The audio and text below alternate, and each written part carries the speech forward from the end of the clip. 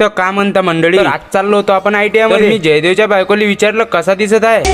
बाई पागल झालाय मग का? आलो बा वटपळीमध्ये आणि तिथून बसलो मी बस मध्ये. त्या काकाले म्हटलं पात्रांमध्ये बस जाऊ द्या, म्हटलं अबे मला लोक मारण नले का म्हणे. मग मी म्हटलं बा राहू द्या चला नेर मध्ये. मग आलो बा नेर मध्ये, मग तिथून बसलो मी ट्रॅव्हल्स मध्ये. आणि हे होय ते ट्रॅव्हल्स वाले काका, हे तर जबरदस्ती सीटा बसवल्या काकांना हात दाखवू तर बसवलं. मग मालखेड मध्ये आलो आणि रोहित बी बसला बा आपल्या ट्रॅव्हल्स मध्ये. आणि हे ड्रायव्हर काका तर भरले मला अशी गावाला दिसू राहिले.